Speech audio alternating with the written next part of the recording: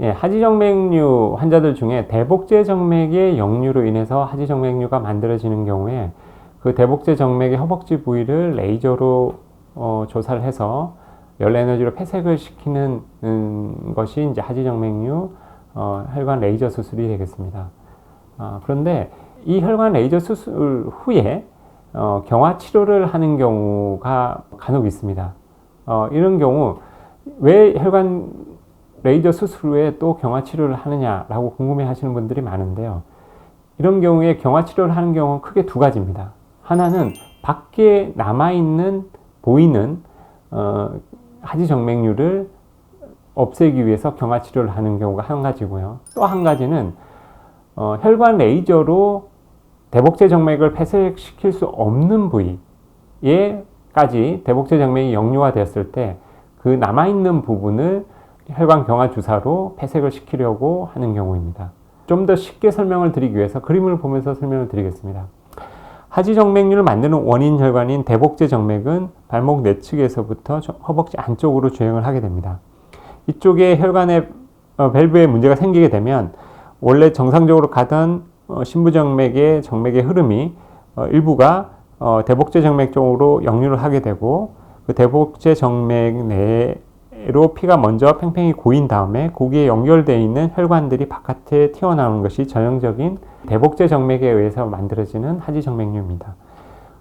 이런 경우에 혈관 레이저를 이용해서 역류가 되는 대복제 정맥을 열 에너지로 폐색을 시키는 후에 남아있는 정맥을 보통은 레이저 수술할 때 같이 없애는 경우가 많습니다. 그런데 선생님에 따라서 간혹 이 밖에 보이는 정맥을 없애질 않고 남겨놨다가 이것이 많이 수축을 하고 나면 경화 주사를 놔서 이 밖에 보이는 혈관을 없애는 경우가 있습니다.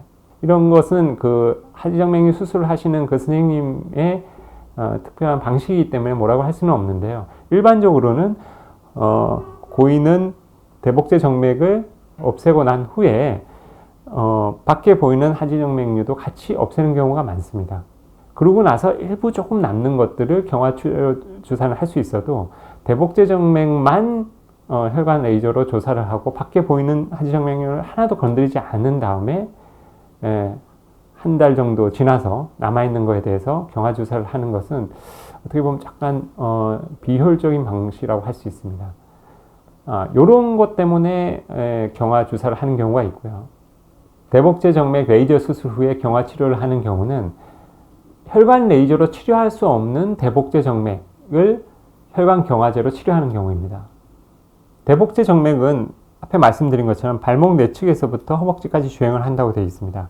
그런데 이 대복제 정맥의 허벅지 부분에는 혈관 옆에 특별한 구조물이 없습니다. 그런데 무릎을 기준으로 해서 아래쪽에는 혈관 옆에 복제 신경이 아주 가까이 위치를 하게 됩니다. 이 부분은 열 에너지를 이용해서 혈관 레이저를 조사하게 되면 그 신경까지 열 손상을 받을 수가 있기 때문에 혈관 레이저 수술을 할 수 없는 부위가 이 무릎 아래쪽에 있는 대복제 정맥입니다. 그런데 무릎 아래에 있는 대복제 정맥까지 역류가 진행되는 경우는 혈관 레이저로 대복제 정맥을 폐색시키게 되면 남아있는 무릎 아래쪽 대복제 정맥에서 정맥류가 재발할 경우가 굉장히 많습니다. 따라서 이 부분은 허벅지 위쪽은 혈관 레이저로 수술을 하고 아래쪽 부분은 근본 수술로 수술을 해주게 되면 한꺼번에 수술을 할 수가 있습니다. 따라서 허벅지 쪽에 대복제 정맥을 레이저로 조사한 다음에 경화 치료를 하는 경우는 남아있는 대복제 정맥을 치료하기 위해서 경화 주사 치료를 여러 번 반복하는 것은 매우 비효율적이고 또 실제로 경화 주사를 했을 때 막히지 않는 경우도 굉장히 많습니다. 어쨌든 그 방법보다는 혈관 레이저 수술을 했을 때 안 되는 부위는 근본 수술을 같이 좀 해서 한꺼번에 해결을 해주는 것이 더 효율적이라고 말씀드릴 수 있겠습니다.